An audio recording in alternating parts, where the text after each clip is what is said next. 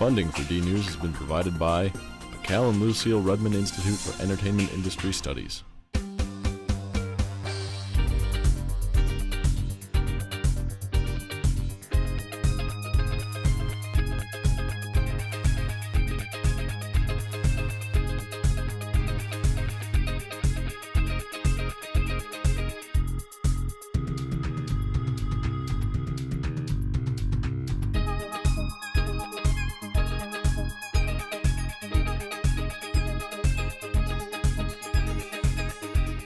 Coming up, Night of the Arts and a Day of Reckoning on this episode of DNews. Hello and welcome to DNews. We start off the show with a one-on-one interview with an interesting and funny guy. Adam Lovett is executive producer of The Daily Show. I'm sorry, sir. Are you lost? No, Trevor, wait. It's me, Trevor. It's me. Papa? No.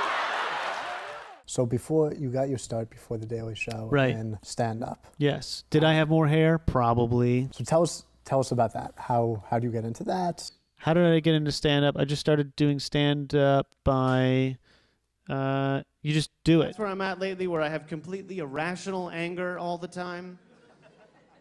I was walking on the sidewalk the other day, saw a plastic bag floating around doing one of those American Beauty things.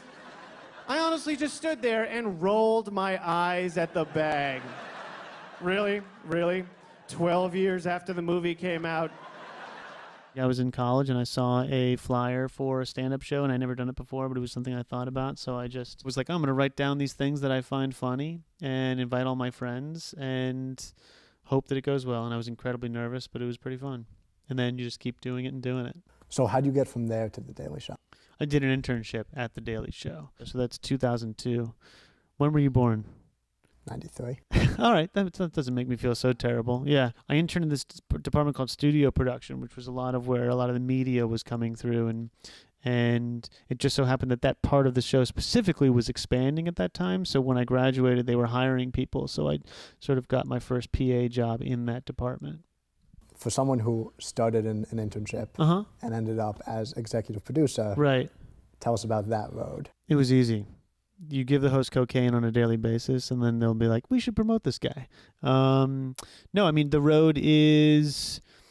It's not really a road. It's just working, right? So, like, I want to work in comedy, and I loved The Daily Show, so might as well try and intern there. And if that doesn't work out, I'll see what else. But so once you're interning at the place you love and you really want to work there, it's not hard to sort of pick those people out.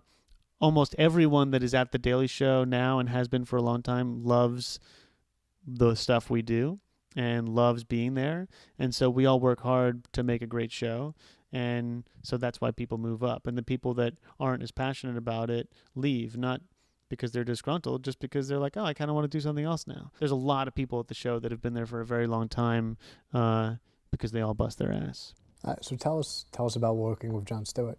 Jewish. I'm here in the Senate building, the Russell building, to witness the majesty of our nation's legislative process, the beauty, the intelligence, the compassion. I'm just with you. We're here to see if shame works. Hello? Hey, we were wondering if Senator Johnson is home. Anybody that we could speak to about the 9/11 responders bill that Senator Portman has yet to support? Is there someone who it would be appropriate to be upset with? He's great. He's the man. I mean, he is like the funniest, smartest dude out there, and treats everyone extremely well and loved his staff and just sort of inspires everyone to work really hard. He really doesn't have an ego, you know.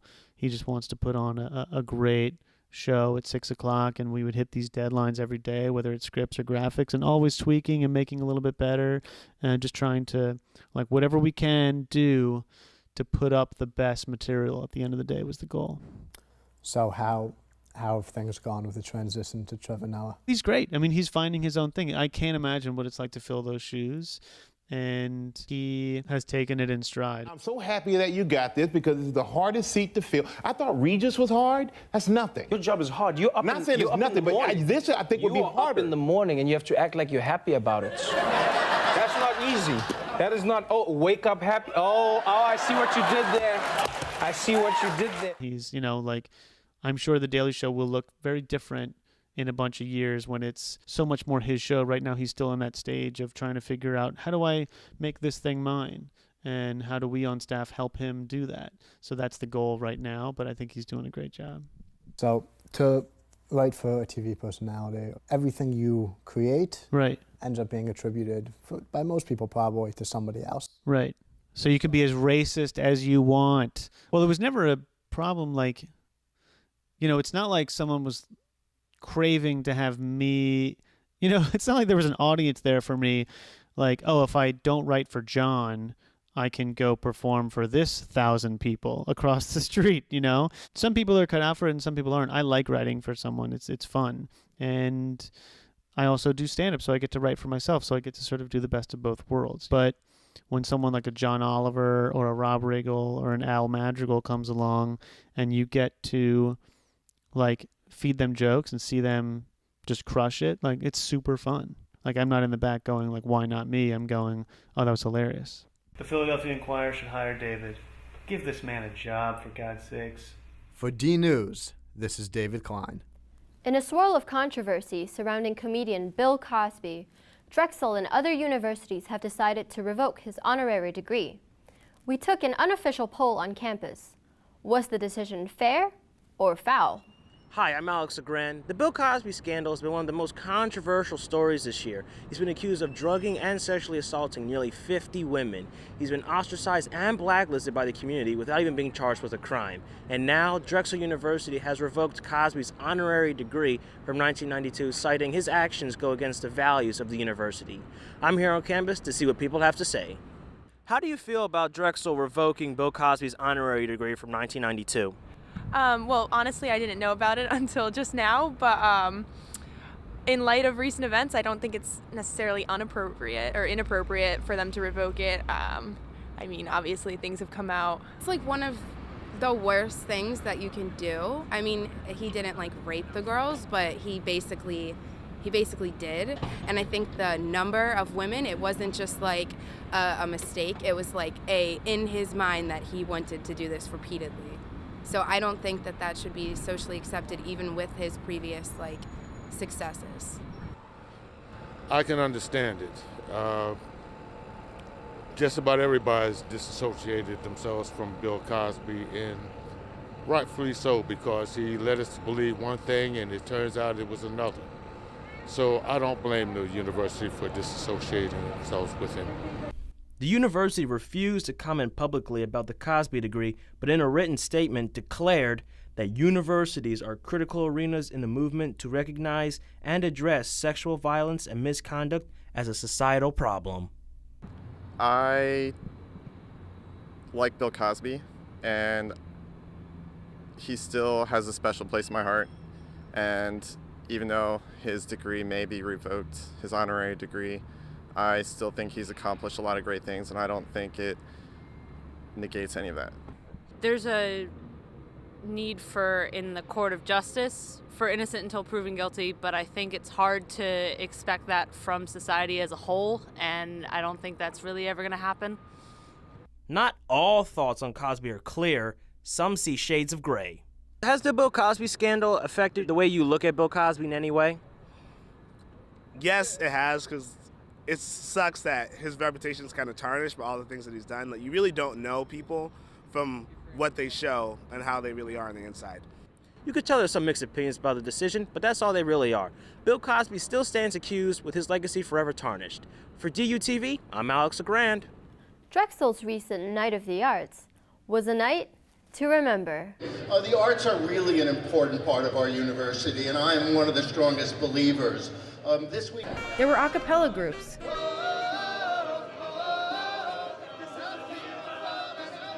comedy acts, films, art, and a whole bunch of giveaways at Drexel's first annual Night of the Arts. We noticed here at Drexel that a lot of the times arts is one of the things that gets forgotten about, or it's something that a lot of people don't know exists. So we wanted to set up one single event where we could showcase as much artwork as we could from as many different mediums as we could, and that's how Night of the Arts was born. And I never get the money back, but I have to deal with all the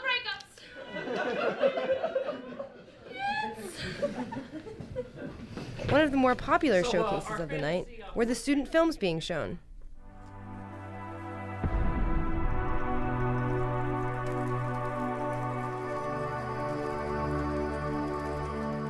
It was a good film. It was something that a lot of people in my generation can relate to and appreciate. Filmmaker and recent Drexel grad Connie Chung showed up to support the event and her film. It means a lot because I already graduated, and it's cool that my film is kind of living on still, and hopefully it inspires students to go out of their comfort zone and create something really interesting. There were also a ton of raffle prizes and giveaways donated by local businesses. Packages of tickets from local theaters. We have the Philadelphia Flyers and the Eagles have items in here. There's different packages of beer, comedy, and sports. Shake Shack's involved. I mean, there's so much here. So it's really exciting to have people get involved. Finally, it was a chance for up-and-coming student artists to get inspired and receive some valuable advice. It really opens up your eyes, and you realize what you're really capable of making if you just simply go for it. And if you want to be weird, and if you are weird, keep staying weird.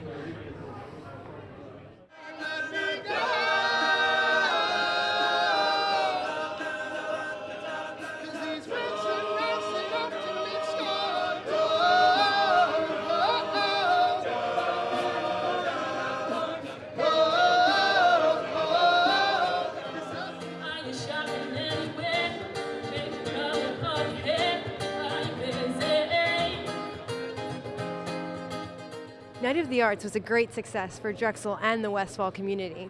Event organizers expect an even bigger turnout next year. For DNews, I'm Jessa Eskin. Artist Jesse Crimes has a show at the Pearlstein Gallery. He's a man with a dark past and a bright future. Jesse Crimes is a Pennsylvania-born artist looking for a new beginning. I had just graduated from Millersville University a couple weeks before I got indicted by the federal government on nonviolent drug charges, and I ended up getting sent to federal prison with a 6-year prison sentence. Jesse did his time at a maximum security prison, but he didn't let that stop him from pursuing his artistic vision.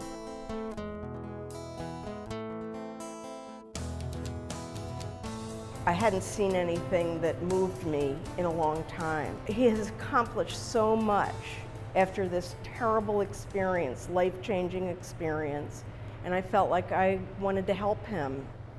Julie Courtney met Jesse when he came to speak at Eastern State Penitentiary, where she had begun an art program for prison inmates.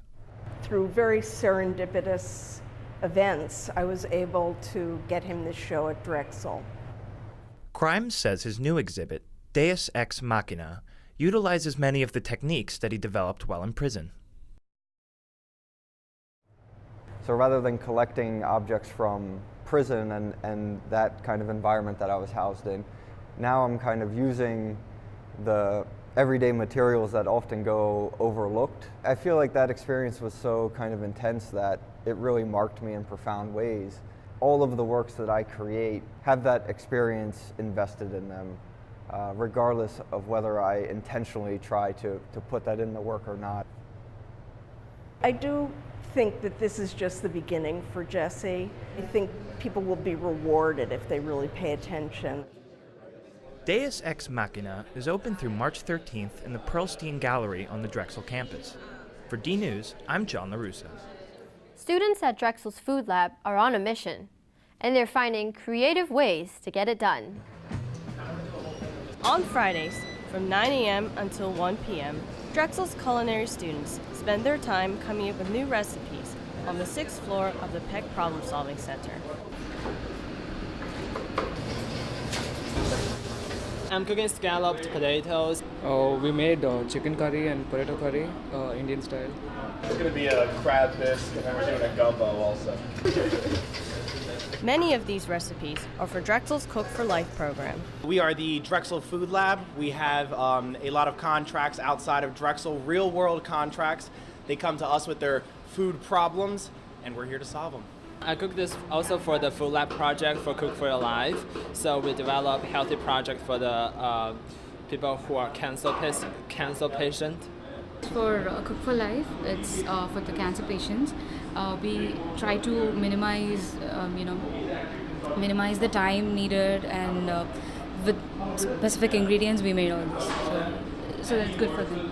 Drexel's Food Lab manager, Alexandra Zietz, says the program turns garbage into gold. So what we started doing was collecting the food from ShopRite and making some easy recipes with not many ingredients to use the surplus food. The surplus that the Food Lab uses is mostly perishable goods that would have otherwise been tossed. Mainly it's bruised apples, brown bananas, pears that don't look nice, potatoes that are at their date, and like burnt or cakes that weren't picked up. She takes not so good looking food and makes it look and taste appetizing.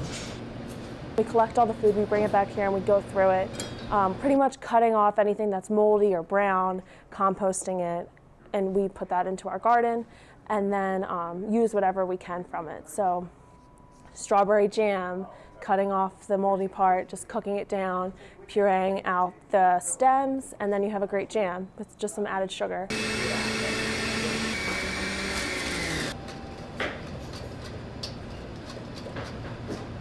We also make a lot of smoothies with the bananas because if they're brown, bananas are brown, they're still perfectly good on the inside.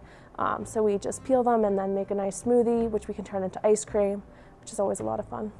Not only does Drexel's food waste program make food for shelters, they also host parties for those in need during the holidays to make things a little brighter. We go there and cook with them. We do, a couple months ago, we did like a nice Father's Day dinner just to get everybody excited because it was a men's shelter. But yeah, we partner and go out and help and cook. We did a Thanksgiving dinner a couple weeks ago too. For DNews, I'm Corinne O'Leary.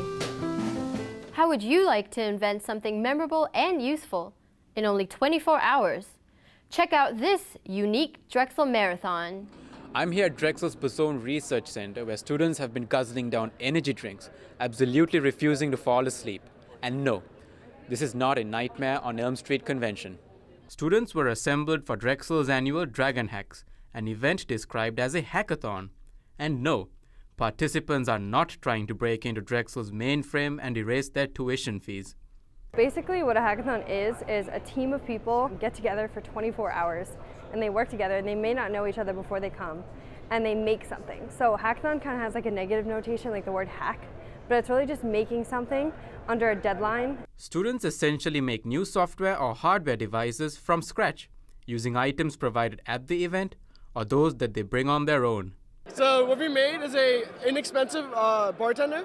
It's able to take any liquids you put in it and on top and dispense the liquids through these valves on the bottom of it into a cup. So if you want to choose something like rum, let's go lime juice, Coke, and gin, and you can select confirmed liquids. And when you bring that up, it'll bring a list of all possible combination drinks you can make out of that.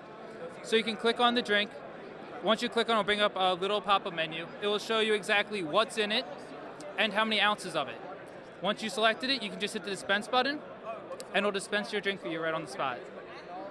But not all the inventions were focused on lighthearted dreams and pursuits. Basically what we did here is a hardware hack. We used the Microsoft Kinect to kind of interpret sign language, which is something that's really cool in my opinion. We found like an algorithm on GitHub. It was an open source project. And the Kinect basically takes a video of you signing and using the algorithm it translates the sign language into English. And then we take that and we send it to somebody's phone via text message. So it helps communication between deaf individuals and non-deaf individuals. From the wide variety of activity taking place, it's clear that Dragon Hacks is fostering a unique atmosphere in the college environment. This culture of hackathons really allows this spirit of innovation and trying new things. The one great thing is like even if you fail, nothing really happens. You're still encouraged to try, to learn new things, to make new friends, and that is something that a lot of students don't get the opportunity of when they're doing college. Having sponsors from major tech companies turn up for judging was also an added incentive. For companies, that's a really great opportunity for them for recruitment. And for students, it's an equally great opportunity to talk to different companies and talk to real people who work there, submit their resume, have that face-to-face conversation, and also be able to showcase their talent right there and right then. So it's really the new kind of career fair. The judges voiced similar opinions. I think for me it's a learning event for students, and I think that's for me the main criteria is to help other developers get some insights into certain platforms. Like we obviously have a pretty advanced platform. Where IBM we know technology pretty good, and we want to expose that and have students learn something. The learning didn't stop contestants from having their share of fun, even if it meant playing with imaginary villains. So we made a dragon rider simulator where you ride on top of an animated dragon in virtual reality, and then we use these tracking bracelets for your arms so you can control the dragon with your left arm and then shoot fire and control a sword with your right arm. Winners can take home some cool stuff. This year for prizes, we have the Xbox One, PS4 hoverboard, smart TV, the BB-8 robots, the iPad, iWatch, Nexus 6P, iPhone, just tons of really cool stuff. So we're really excited to give that out. It feels better giving it out than even keeping it ourselves. 24 hours of craziness, innovation, and fun. For DNews, I'm Sanka Vanigasekara.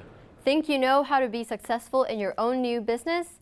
A Drexel competition asked students to step up and start up. I'm here at Baracus Hall for the School of Entrepreneurship's annual Startup Day.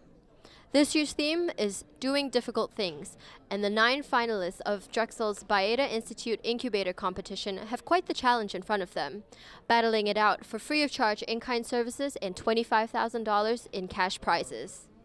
In addition to the money, winners are also given free office space at the Baeta Institute in Lebeau. Sure. So we created Drexel Startup Day last year in 2014. So it evolved out of a program that was in the Baeta Institute, which was its annual incubator competition.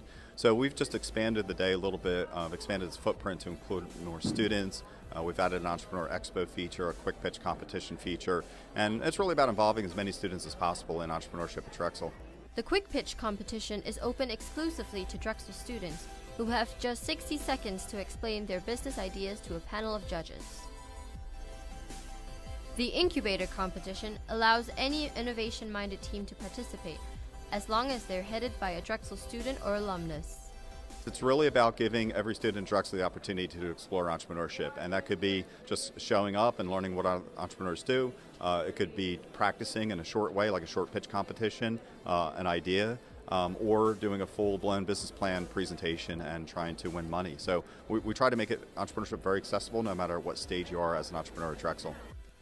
The finalists showcase ideas that range from renewable water technology to mobile apps to even artisan desserts. One of the winners was AutoGrader, an online grading system to help computer science professors with grading and preventing plagiarism. What we are providing them is a web-based solution where they go and upload their assignment and the system automatically grades it for them. And for professors, it generates a really nice detailed report of the whole classroom's performance. And then they get additional features such as plagiarism checks. So now they can see if students are sharing their code, which is going to be really beneficial to them. Another winner, Virezio, a video resume making company, also got their idea from a need they saw in the classroom. A lot of people in the class didn't know how to make a video resume. A lot of us were stuck on how do I create something to take my personality off paper. So what I've come up with through one of the entrepreneurship classes here at Drexel is a video resume template, allowing students and individuals who want to showcase themselves better, giving them a structure to creating a video resume. Sarkeesian, a Drexel alumna, says starting a company can be difficult. Just scaling, getting your company from an idea to a company is probably the hardest thing you can do, and we're still not there yet. It's been 3-4 months and we're still progressing and we're still doing step by step. So once we're to market, I would say it's a lot easier, but it's been a fun experience challenging myself. We're here to basically learn how the world is changing from a complete job market to a startup market where everybody's trying to start something of their own. Former LeBeau student Candice Yeager is now a consultant for startups. Beyond even learning, I really get inspired by a lot of the ideas. I get inspired by the determination.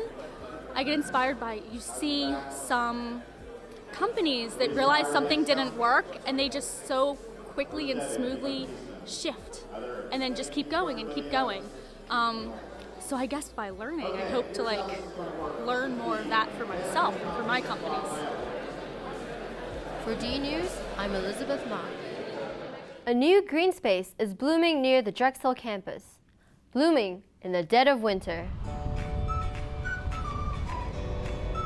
It's called Sierra Green, and it's located at 30th Street between Chestnut and Walnut. Residents of the Evo apartment complex can access the new space via an indoor elevator.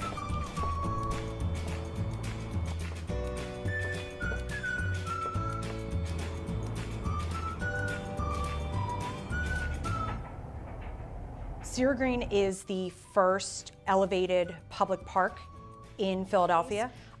It completed the design of doing a vertical neighborhood. It also employs an environmentally friendly water recycling system. Really unique thing about Sierra Green is it's a blue and green roof.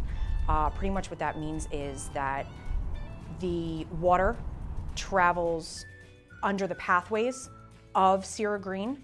And what that does is that keeps Sierra Green green. I know that sounds kind of crazy, but keeps the shrubs and the trees green, and then it also takes a lot of the pressure off the city's sewer system as well. I really enjoy the green space. I mean, there aren't many places in Philadelphia like this, especially living in a high-rise apartment. It's so hard to get outside, so I mean, it's a really great space for that. And what do you think about the green space being pet-friendly? I think it's awesome that it's pet-friendly. I mean, a lot of my friends in the building own dogs, and I really hope to adopt a dog soon, and having the green space makes that possible. I don't see how you could have a dog in the city otherwise.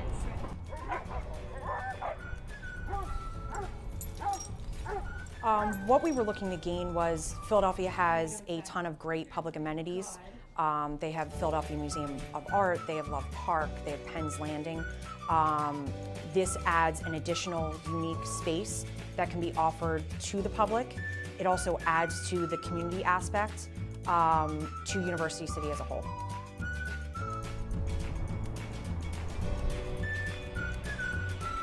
Although it may be a bit chilly right now, you should definitely keep this unique space in mind for the upcoming spring. For DNews, I'm Lindsay Glasser. That's a wrap for this episode of DNews. I'm Elizabeth Mock, and thanks for watching. The production of DNews has been made possible by the generous support of the Cal and Lucille Rudman Institute for Entertainment Industry Studies and the Antoinette Westphal College of Media Arts and Design.